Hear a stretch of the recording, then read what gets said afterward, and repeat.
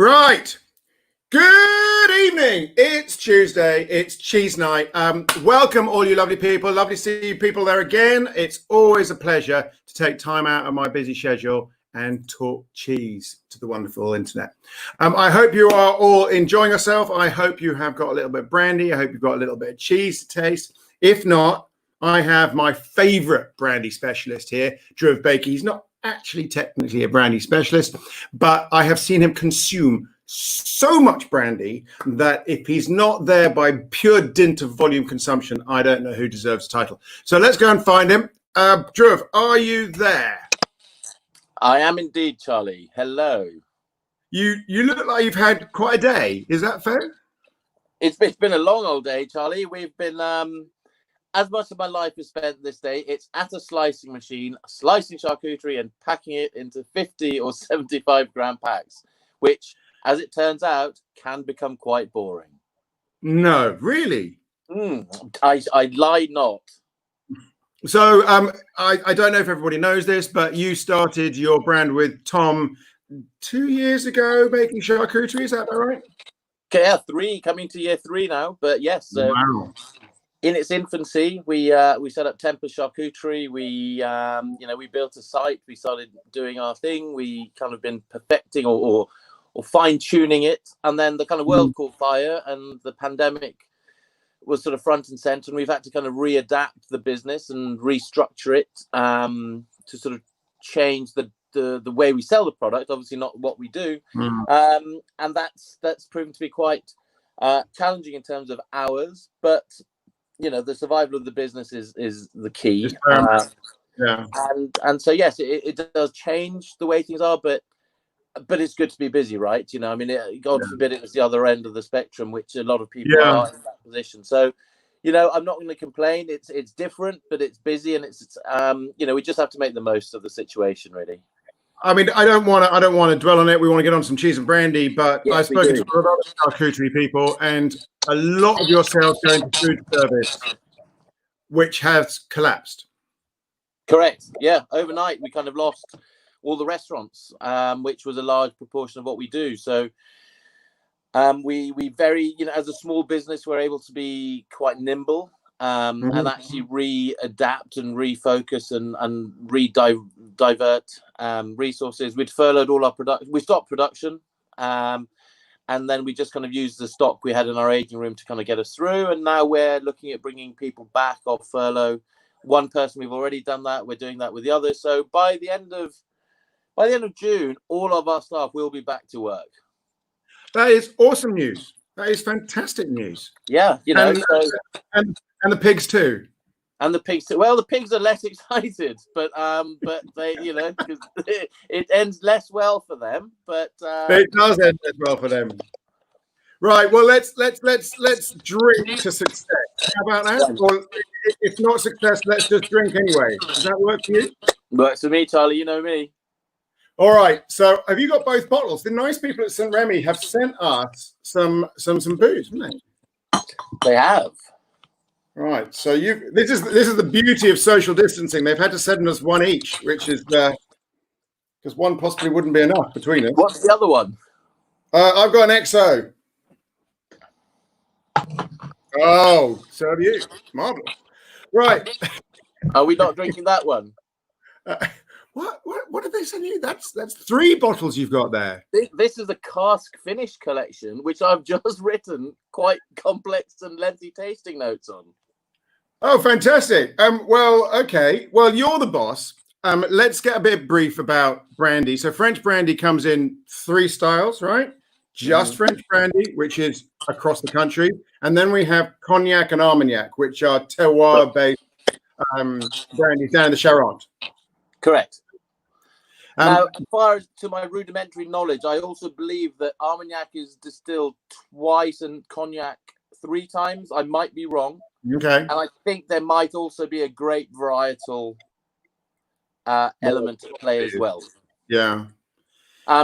Just to straight off the bat, I've got to say I'm less expert than enthusiastic partaker of. Yeah, no, I remember going down to visit cognac in my youth, and the big takeaway for me is that smell, the casks, the wood, you know, that kind of alcoholic dust that gets into your hair. I mean, it's an amazing. Right. Yeah, no, it really is. And I think it's one of those drinks that I think people can find quite intimidating, because there is a lot of flavor packed into it. And it can, you know, if you're not used to spirits, it can kind of almost over deliver and kind of overwhelm the senses. So I think, you know, trying to sort of break it down into slightly smaller bite-sized chunks to kind of digest, and actually pairing it with cheese is a really good way of doing it, in a way to make it less kind of front and center and slightly less intimidating. And so for the average person out there, perhaps who hasn't drunk brandy before, do you water it down? Do you add Coca-Cola? What's the etiquette? I mean, for me, it's as is. I drink it straight. I drink it at room temperature. Because I want, you know, I don't want it to deliver something watered down or something cold. It's definitely not for me a kind of long, tall, refreshing drink. It's something that's to be kind of pondered and taken your time over. And actually, it's one of those things where after a long meal, after a long day, actually, that kind of feeling, you take your shoes off, you sit down on the sofa, you sit back. It's been quite an overwhelming day, and you just want to kind of almost refocus all of your senses. A glass of cognac is ideal. A glass of brandy is brilliant, because there's so much going on. There's so much complexity that it almost kind of disengages that part of your brain. And you then start focusing on that, and you start sort of picking up nuances of different flavors. And actually, once you've got over that initial shock of the kind of, you know, your first, if you kind of just go out and have a big gulp and breathe in as you do let's, I think we'll demo. I think it's time for a demo, isn't it? Which one should we start with, Dhruv? We'll start with the VSOP. Okay.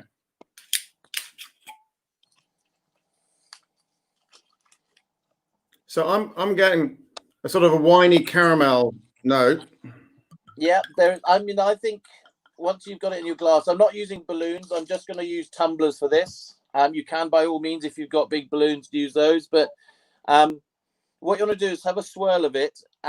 Don't, if you've never drunk brandy before, don't shove your nose into it and breathe in deeply, because all you're going to get is a hit of alcohol fumes. And actually, you're going to think, wow, this is just alcohol fumes. Give it a little swirl, and then hold it maybe 4 to 6 inches under your nose, and actually you'll just start to get wafts. But behind the alcohol, you'll start to pick up, there's kind of orange. To me, there's a bit of citrus. Okay, yeah, I get that. And now orange and orange peel. A little bit of actually get closer to it. Now that initial kind of shock, that initial wave of the booziness has kind of dissipated. There's orange peel, there's caramel. To me, there's a kind of bit of vanilla. Yeah, no, definitely vanilla. There's a lovely kind of woody extract, that kind of vanilla that's still on the. I think for me, there's a lot of similarities with whiskey here, because you've got the, I mean, it's sitting at that punch level at 40%, but there is the flavors roll in behind it. So I'm a whiskey man. That's my sort of go-to, really. Yeah, but I think it's it is. If you're a whiskey drinker, it'll be ideal, because you're not sort of scared off by that huge boozy kick. But the other thing you get with good brandy is there's a texturally, it's kind of not oily, but it sort of coats your palate. It feels sort of thicker and richer, and it's also, there's a bit more sweetness to it as well. Not cloying, but more. So I want to try something. I was drinking mezcal the other day with a professional mezcal drinker, as you do. Yeah. And what they recommended you do is you put a little bit on your hand like that. Yeah. Rub your hand. This is not a COVID moment. It's not a COVID moment. But it allows the alcohol to burn off a bit, leaving the flavors to come through. I have to say, there's still quite a lot of, but it is. The flavors become a bigger part of the experience. For those of you who are children, don't tuck your kids in immediately after doing this. No. Right. Okay. So that's introduced us. So it's a punchy drink with we're talking fruits, we're talking vanilla. I think there's a woodiness to it. There is definitely kind of, but it's like cedar. It's kind of that kind of really mellow, kind of woody smell. It to me, and you know, there is a there's not quite a smokiness, but there's more. But it'll evolve and it'll change. And actually, as you sip that, as the alcohol evaporates, there's more and more flavors going to come off that and come out of that, and it will change and evolve. And the other thing is, there's no wrong answers. If you smell apples or lemons, don't let anyone say, "Oh no, that's nonsense." It's so subjective. Well, that's something that very much we teach at the Academy of Cheese, is that learning to interpret any flavor, whether it's an alcohol like this or a cheese, is accessing it through your experience and using your reservoir of knowledge to give it a description. So I mean, I hesitate. I mean, like, I've done tastings with whiskey, with gin, with vodka, with rum, with tequila, even doesn't work really, with cheese. And the issue in my mind is that early hit of alcohol can knock back the cheese to the point where you're not getting it. Yeah, I agree 100%. And when we spoke about this, that was our initial concern, is that, how do we do this? Because if you for wine, for instance, you wouldn't struggle at all. If you had a mouthful of cheese and you took a slurp of wine, that would work. There wouldn't be any. I think here, if you've got them going concurrently, I think it can overpower, and especially when we go up the scale of the cheeses we've got. I'm guessing you're going to introduce what we're going to be tasting cheese-wise, but when you get to the punchier end of the profile, if you're to have a mouthful of that cheese and a slurp of that brandy, you'd almost certainly overwhelm your palate, and I think the result probably wouldn't be particularly pleasant. So I think it's a case of echoes of both as you enjoy both, not necessarily washing one down with the other. Sort of a ping pong moment. Go cheese, go brandy. Go cheese, go brandy. Exactly. Okay. So what should we kick off with, Charlie? I've got 4 cheeses. You've got 3. We wanted to get something with a sweet hint, and I've had to pull out a bit of good Gouda for that, of VSOP Gouda. We've got Montgomery's cheddar, which have no or nearly no sweetness in it. So a savoury, salty trial there. Yeah. We've got Beaufort, the French, arguably the best French Alpine cheese, but very arguably. And we've got a Roquefort, which you think is a wild card. You're not seeing a result there. Is that you think that's an outsider? I think it's an outsider, but the beauty about things like this, I love to have my initial instinct proved wrong, because then ultimately you end up with another pairing you normally might not necessarily have tried. So actually, when it comes to this, take a risk, roll the dice. What's the worst that's going to happen? You're not going to enjoy it, but you might find something exceptional. Yes, you could. Right, we're going to have a quick moment to talk about how matching works, right? Yeah. So there's a theory that matching can be lovers, friends, or enemies. Okay, so friends is when the two put the drink in your mouth, they don't interrupt each other. They just sit there comfortably, a bit of social distancing, and they're comfortable. You get the full flavor of each. They don't interrupt. The great answer of that is, if you've got a cheese board of 5 or 6 cheeses, that a drink that is a friend of the cheese can be more powerful than one that is going to make friends, is going to really disagree with some cheeses and bond with others. Then you have enemies, where the cheese and the wine, or whatever it is, really disagree with each other and bring out the worst in each other. So they exacerbate bitterness or bring out farmyard flavors or something like that. And lovers is where the two products in your mouth produce a new blend of flavors that is superior to each other on their own. And that is what we are theoretically looking for. Although I'm quite happy with friends, because at the end of the night, a nice bottle of brandy and 6 cheeses is a result. Absolutely. So do you have a view? I mean, if you would, apart from the sort of golden rule of go for the same terroir, how do you, Dhruv, look for matching? What is matching if you're trying to predict ahead? So first thing, I've never paired brandies and cheeses before. Okay. So I'm very excited about this. I mean, what I think, if I'm thinking ahead, you kind of think, what are the general characteristics of both things that you're trying to do? And generally speaking, I think in most people's sort of experience of matching, it will tend to be wine with food. They'll say, we're having a dinner party, what wine should we choose with the starter and the main? And historically it used to be white with fish, red with red meat. And that's obviously come a long way and evolved a lot, and people are now experimenting with dessert wines and using dessert wines to go with starters. So you think foie gras with sauterne is a match made in heaven. That is an example right there of lovers. When people say red wine with cheese, I personally think a sweet wine like a sauterne is a better partner with most cheeses than a red wine. Right there. So I think about things that you like. What it will not do is, if there's flavors that you just definitely don't like, pairing them probably won't make you love them. So stick to the areas of what you like. Then think, what are the general flavor profiles? What are the characteristics? If you've got a very sweet wine, chances are you don't want it to be something very sweet in itself. So you want a degree of contrast as well. So you need similarities, but you also need contrast for them to really sort of gel and mesh. The way that we structure it when we talk about cheese is we split flavors into simple flavors, which are your sweet, salty, acid, bitter, and savory, the mouth flavors, and your complex flavors, which all that stuff that happens in the nose, your herbs, your spices, and all that kind of stuff. And our technical rule of thumb, as in this is a good guide to start with, is you want to balance out your your simple flavors. So if something has a lot of salt, you want to not bring salt to the table with the second thing. But in the complex flavors, you do often want to have a bridge, an overlap. So a little bit of mushroom in both or something brings really nice outcomes. So augment in complex flavors and balance in simple flavors. So that's the sort of the rule of thumb that we use. And I think what you've just said, Charlie, about your obvious ones about the sweet, salty, sour, bitter.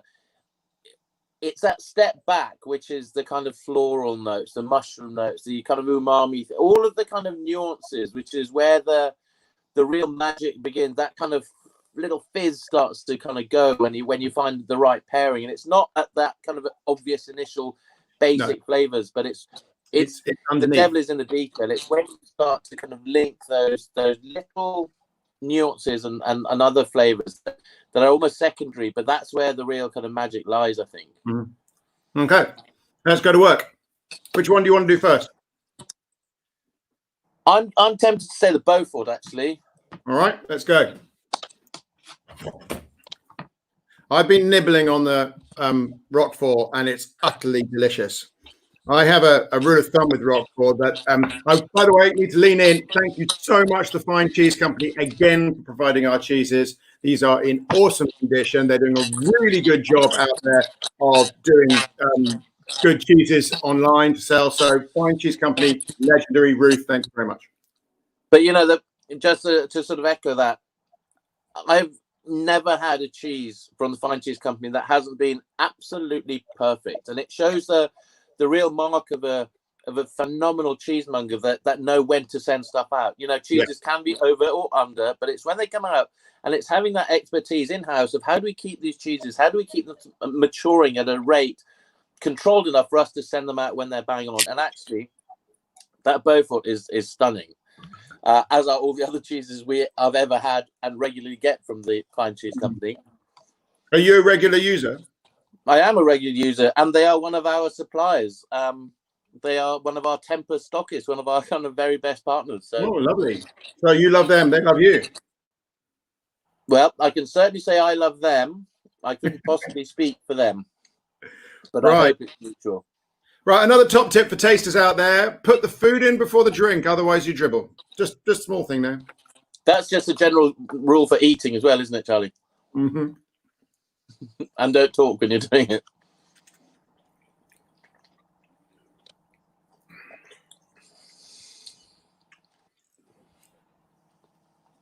Now, Charlie, are you still on the VSOP, not the XO? I've opened both now because I'm getting curious. I'm a more is more kind of guy, so I thought that I would just bring it on. You just do VSOP versus the XO. You can see the color difference there is really quite substantial. Completely different. Yeah. But you know what? That VSOP, wow! I think it kind of elevated. It's kind of there's a bit more kind of honey. It's kind of accentuated the sweet notes. It's not quite treacle. It's not as far gone as caramel or honey as treacle. It's more kind of honey. There's florality which you didn't get prior to the cheese. And almost when you've got something that's quite umami, which that Beaufort has, it works well with something savory and sweet. So you can put, I think miso works with sweet as well as savory. And actually what it's doing for me is really enhancing those sweet notes in that VSOP. I'm agreeing with what you said, but I'm going to add to that. I think it's depressing the dairy. I think I'm getting less cream notes, less milk notes. Yeah. And I would describe it as becoming more spicy, but spicy in a food sense rather than that alcohol sting. You know what I mean? That kind of alcohol kind of moment.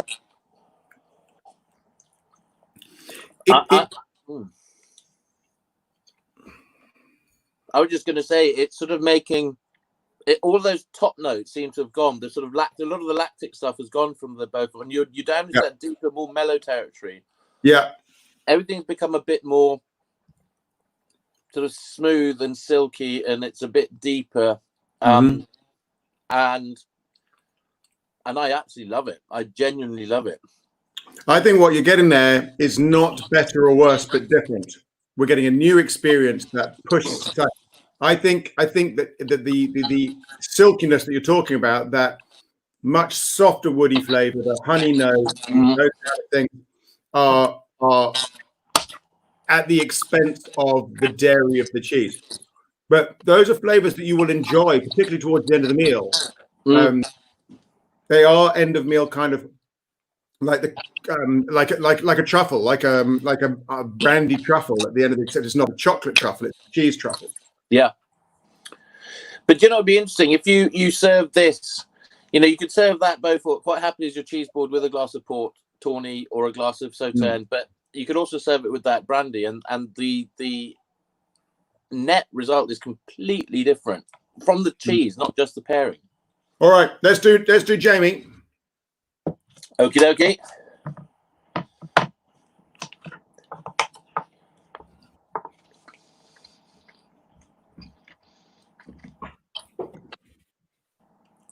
Right. Now, the reason I brought this in is because this is quite a punchy cheese on the British in the British canon, but it's got no sweetness, and I wanted to see how the brandy would interact with it on that basis. I mean, Montgomery is an absolutely stunning cheddar.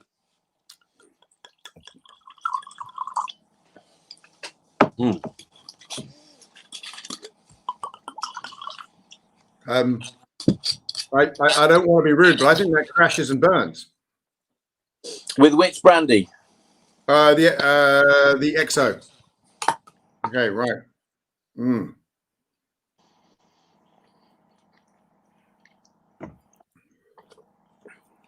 Wow. What? Yeah, with the XO, absolutely not. It's accentuated that alcohol spike. It's bringing out kind of all these kind of nasal. Oh, Jesus! Just behind the sinuses. And it's actually making the cheese taste very salty. Yeah, it is. It's knocking out a lot of the complexity out of the brandy. Yeah. The savory is just hanging on by the skin of its teeth. All the complexity of the Montgomerys is gone. And it's just making the worst of the brandy. It really is. That said, it fares a lot better with the VSOP than the XO. Let's go.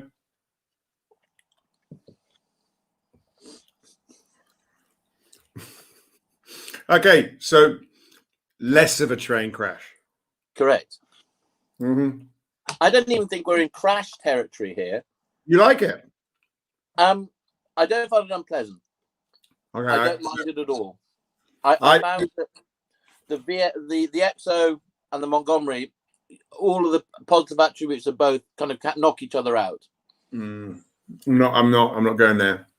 No, I think this could be a good example of stay local. The brandy might be able to physically be sold in this country and be very tasty, but it's not blending with our style of cheese. Shoot, yeah. Okay, right. That's rather sad. Right, let's try the Roquefort. So start the Roquefort on its own. You said you've been nibbling at this all day, Charlie. Not all day, for about the last hour. waiting for you to find a computer where the microphone works.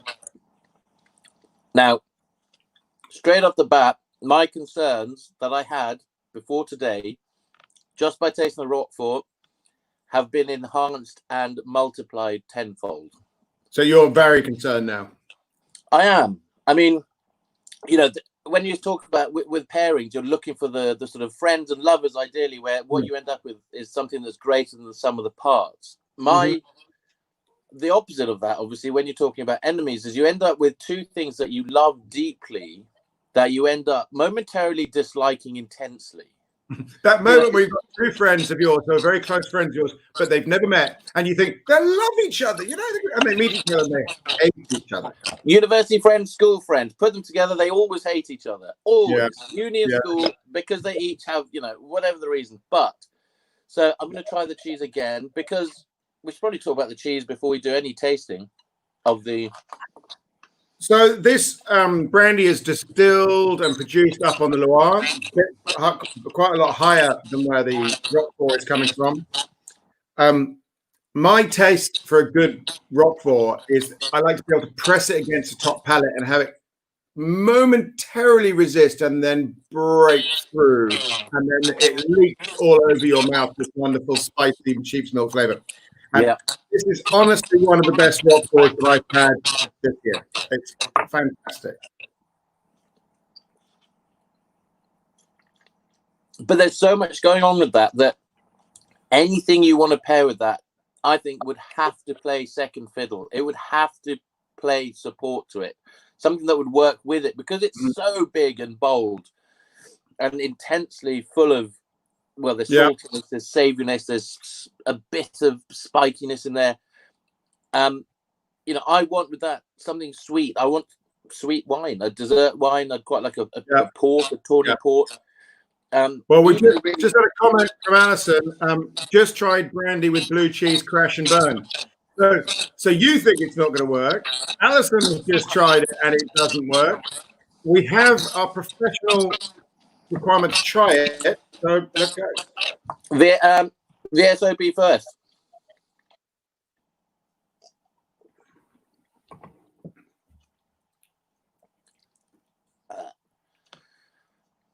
Did you just burp live on camera? No, I said I said to express. Do you know what it's doing? A bitterness is coming out of nowhere. All of a sudden, there's a bitterness and a metallic quality which I don't like. Okay, for me, that is a lot better than the cheddar brandy combination. I'm not being bashed back against the wall by that, as you described, alcohol spike. What it's doing for me is it's making the brandy creamy, which is not unpleasant. I'm enjoying that. But what it's not doing is allowing the Roquefort to be all that it can be. But that was the VSOP, wasn't it? Not the XO. Yeah. All right, well, let's go with the XO. This is what I'm more concerned about.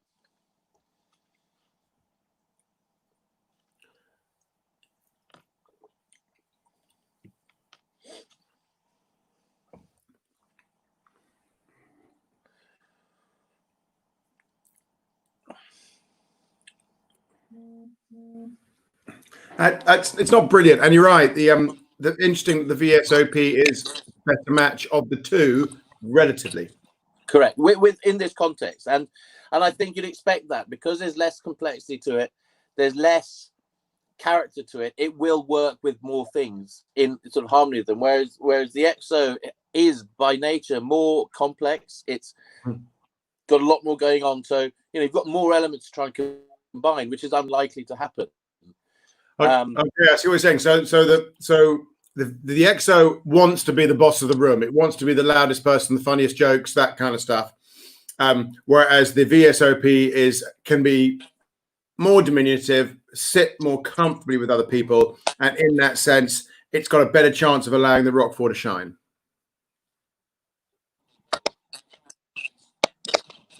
Okay, I'm assuming you're frozen. I think so, and I think that's what happens. Like you know, if you have a top chef come and cook you one. Have I frozen? Yeah, no, I can hear you. Turns and freezing. I think you know when you're talking about food and wine pairing, you always want one to and complicated a dish. You want the drink pairing linear to sort of work with it as opposed to clash with it. Okay. Right, I've got one more cheese here, which you don't have in front of you, but I'm going to go with this. It's the Gouda. I specifically wanted this because I thought the sweetness was the strongest sweetness. I wanted stronger. So the other end of the spectrum from the cheddar. I'm going to need a little bit more of that.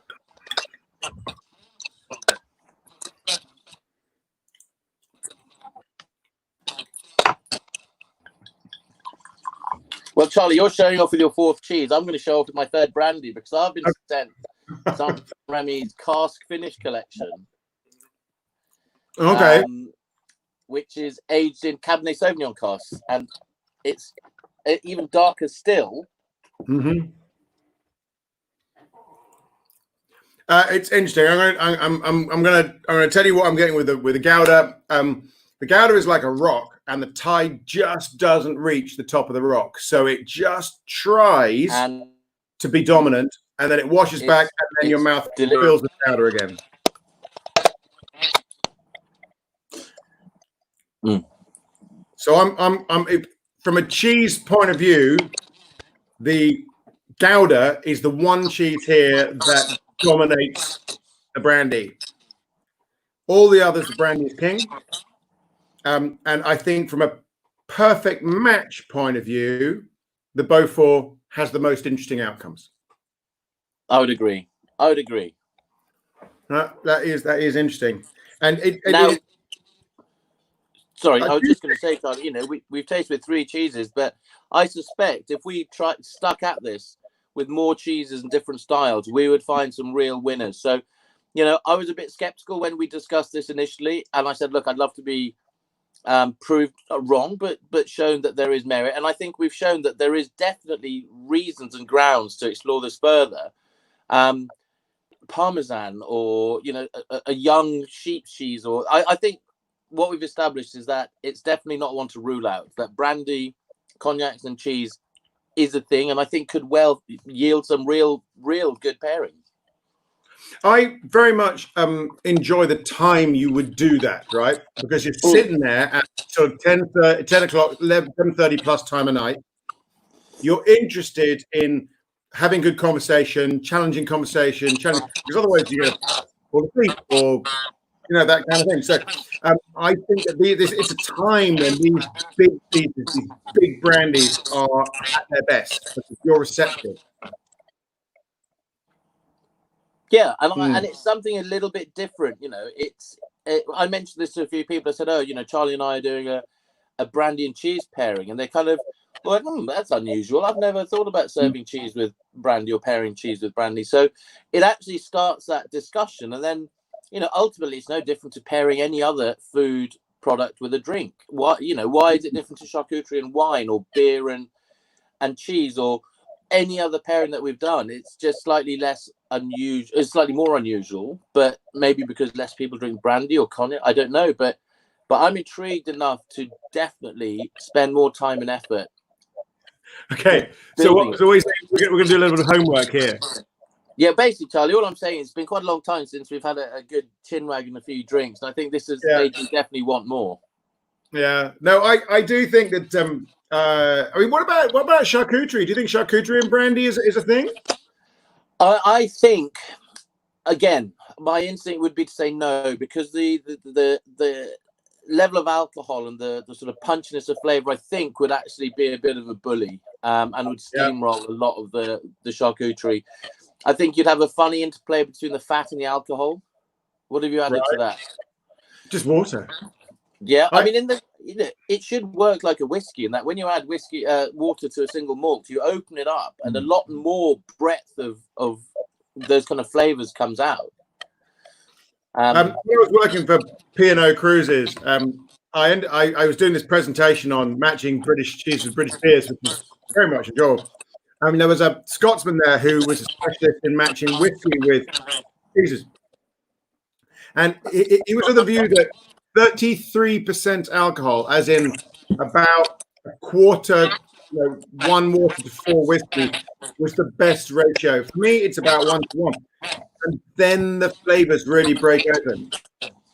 They do. And if you imagine all of those flavors compressed onto a pinhead and you put that pinhead in your mouth, they're all too compressed to try and access them. But you make that pinhead the size of a boiled sweet, and all of a sudden there's a bigger area and you can actually take on more of the nuanced flavors. So, yeah, by all means, I think adding a little water to a spirit will open it up and will probably make it more conducive to being paired with a cheese. That is completely different. All I'm adding is water, and it's completely different. It's much, the smoky notes you were talking about. Anyway, we could talk about this all night. And we have. Well, we've reached the witching hour.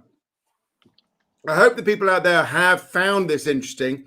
Matching brandy with cheese is something people have done for as long as it's been brandy. And it's definitely something that you have to be careful of, because it goes sideways, the brandy will just win. Choose your cheese as well. Make sure that they've got a bit of punch. It appears that our learnings are keep some sweetness in the cheese. Without that, you lose. Don't go for something too complex, because the brandy will knock most of the complexity down. And things with the Alpine cheeses we've got here, particularly is Beaufort, that's win. That's got the strength, the complexity, and the sweetness of Echo to really go down. Do you want to add anything to that, Dhruv? No. I've just had a huge bite of cheese. Okay. You've encapsulated and summed up my inane witterings of the last half an hour beautifully into a succinct, seemingly intelligible sentence or more. Well, I am merely a filter to your genius, Dhruv. That's You've said that many times, but the word genius has been replaced with something that I daren't utter on here again. Yeah, but it was late and I didn't mean it. Right. Lots of love to you. I'm going to sign you off. Dhruv, thank you so much for joining. Yeah, it's been a complete pleasure as always. And next time we have some alcohol, someone's offering us some whiskey, so maybe we'll try that. Done. See you soon. Take care, dude. Oh, I cut him off halfway through saying take care. Right. It's time for me to say goodnight. Thank you very much, everyone, for watching. I hope you found that interesting. Brandy is a complex and interesting drink, and matching it with cheese is something that is a late night pleasure.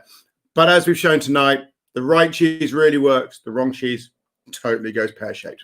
Right. Next week, we have Juliana from the Old Cheese Room. She's going to be bringing on her Baronet. She's based down in Nesta Farm in, I think it's Wiltshire, although it must be near the border with Somerset. A lovely farmhouse, farm shop based on a big estate down there.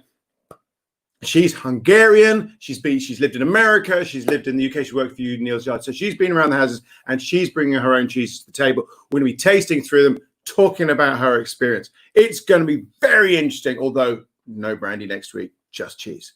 So train with the Academy of Cheese. We've got lots of e-learning that you can bond with and improve your cheese knowledge. Or as I always say, you can train with me live on the TV, which my next course begins on the 1st of July. So see you then. All the best. Happy travels. Bye now. See you next week.